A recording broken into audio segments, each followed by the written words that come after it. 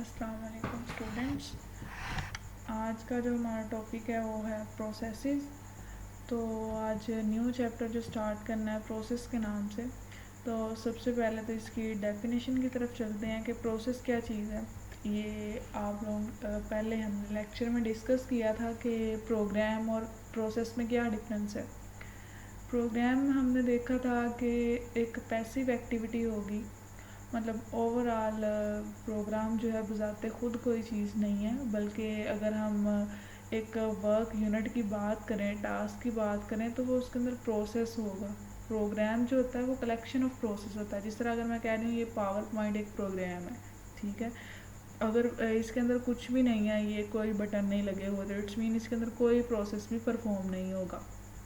तो ये power point अगर मैं पूरे की बात करूँगी तो ये प्रोग्राम होगा, लेकिन अगर इसके अंदर कोई मैं छोटे छोटे बटन्स को प्रेस कर रही हूँ तो ये क्या सारे प्रोसेसेस हैं, ठीक है।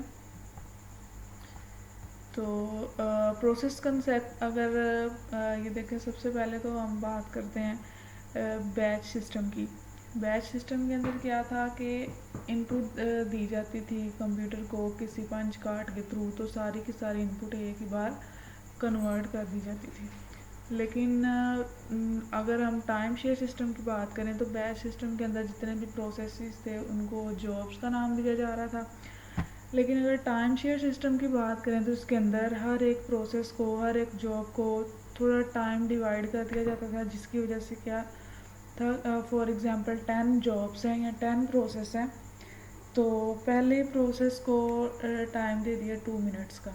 2 मिनट्स जब उसके ख़त्म हो गए तो चाहे वो सारे का सारा काम पूरा हुआ है या नहीं, वहीं पे उसको छोड़ देगा सीपीयू, देन दूसरे को ले लेगा, ठीक है। तो टाइम शेयर सिस्टम के अंदर प्रोसेस को यूज़र प्रोग्राम या टास्क भी बोला जाता था। अब यहाँ पे बताया गया जॉब और प्रोसेस को हम मोस्टली सेम ही कंसीडर कर सकते हैं। प्रोसेस की डेफिनेशन अगर देखें तो क्या हो गया, program in execution, process execution must progress in sequential fashion.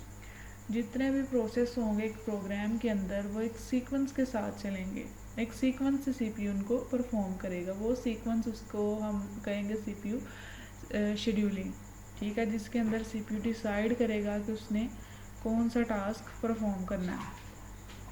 उसके बाद अगर हम देखें तो इसके अंदर जो सीपीयू के प्रोसेस के जो एट्रीब्यूट्स हैं ये आप लोगों को ब्लू कलर में नज़र आ रहे हैं। मतलब इसके पार्ट्स या कंपोनेंट्स प्रोसेस के कौन कौन से हो सकते हैं। एक इसका टेक्स्ट सेक्शन है। टेक्स्ट सेक्शन के अंदर क्या होगा कि उस प्रोग्राम का सारा कोड जो होगा वो टेक्स्ट सेक्शन के अंदर होगा।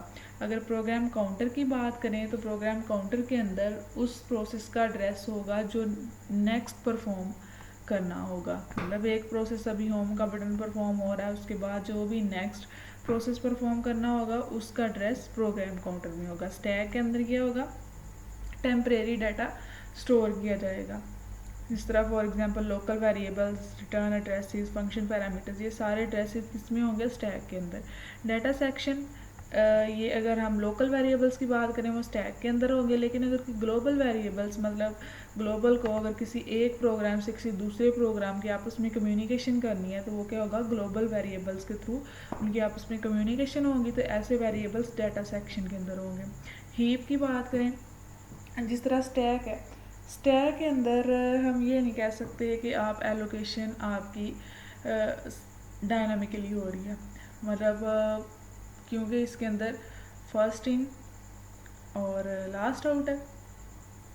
अभी देखें अगर हॉट पैड की एग्जांपल लेते हैं तो उसके अंदर रोटी जो रखी जाती है सबसे पहले रखते हैं, ठीक है, तो सबसे लास्ट पे निकलती है। तो हमने अगर उसको पॉप भी करना है तो ऊपर से उसको पॉप करेंगे।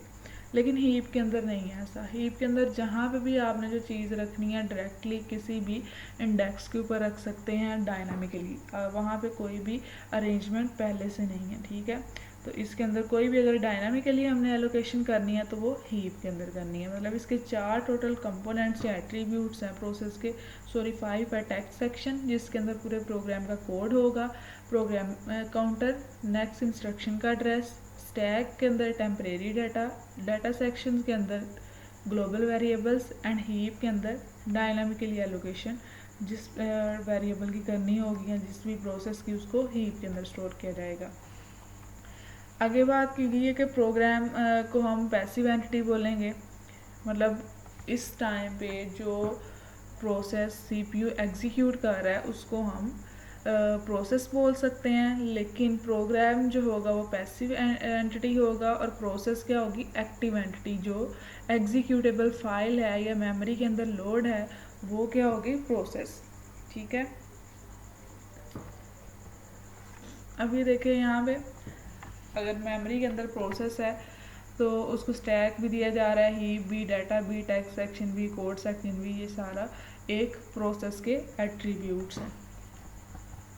प्रोसेस स्टेट की अगर बात करें कि एक प्रोसेस की कौन कौन सी कंडीशंस, उसकी नेचर कौन कौन सी हो सकती है, जब वो आपके सिस्टम में कोई ना कोई प्रोसेस आए तो उसकी नेचर क्या होगी, उसकी सिचुएशन कैसी होगी। तो ये कुछ इसकी स्टेट्स दिखाई गई हैं। सबसे पहले तो न्यू स्टेट, जब भी कोई प्रोसेस आपके सिस्टम में एंटर होता है, अभी उसको रैम नहीं दी गई, उसको मेन मेमोरी नहीं दी गई, बल्कि वो अभी सेकेंडरी स्टोरेज पर सेव है।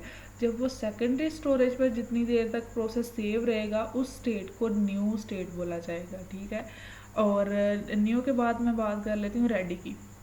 रेडी में क्या होगा, जब आपका वो प्रोसेस सेकेंडरी स्टोरेज से मेन मेमोरी की तरफ प्राइमरी मेमोरी में आके स्टोर कर दिया जाएगा तो उस स्टेट को रेडी बोला जाएगा। The process is waiting to be assign to a processor.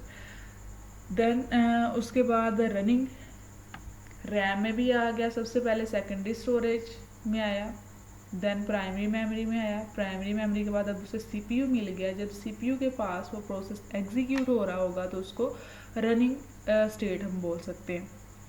अब रनिंग हो रही थी लेकिन फ़ौरन से उस प्रोसेस को किसी आईओ डिवाइस की ज़रूरत पड़ गई, किसी रिसोर्स की ज़रूरत पड़ गई, अभी वो रिसोर्स फ्री नहीं है तो फिर उसको वेटिंग स्टेट पे भेज दिया जाएगा। The process is waiting for some event to occur. ऐसा प्रोसेस जो वेट कर रहा है किसी इवेंट का और उसे वो इवेंट नहीं मिल रहा, उसे वो रिसोर्स नहीं मिल रहा, तो उसको वेटिंग स्टेट में भेज दिया जाएगा। दो कंडीशंस हो सकती हैं रनिंग के बाद, या तो वेटिंग हो सकती है या टर्मिनेट हो सकती है।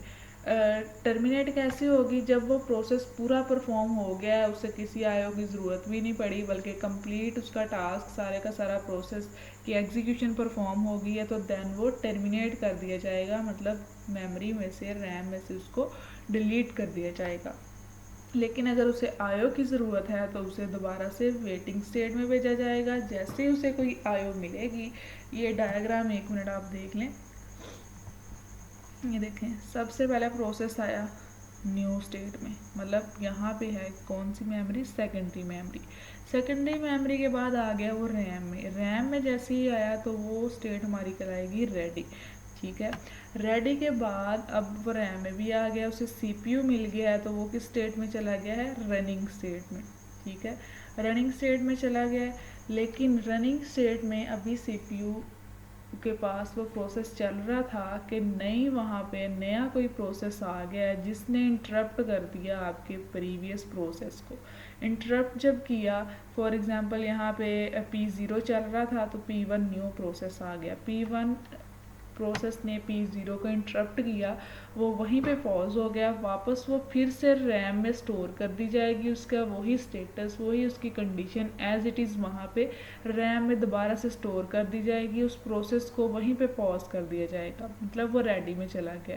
जैसे इंटरप्शन कोई अक्कर हुई, दोबारा से वो रेडी में चला गया। दूसरी स्टेट क्या हो सकती है, अभी प्रोसेस को कोई किसी ने इंटरप्ट नहीं किया, बल्कि वो खुद गया है वेटिंग पे। क्यों गया है, क्योंकि उसे किसी आईओ की ज़रूरत थी, इसलिए अब वो वेटिंग स्टेट पे चला गया है। वेटिंग स्टेट के जाने के बाद जब उसे आईओ मिल गई है तो वो दोबारा से रैम में जाएगा, रैम में जाने के बाद फिर वापस उसे, अगर तो सीपीयू फ्री है तो फिर रनिंग स्टेट में जाएगा।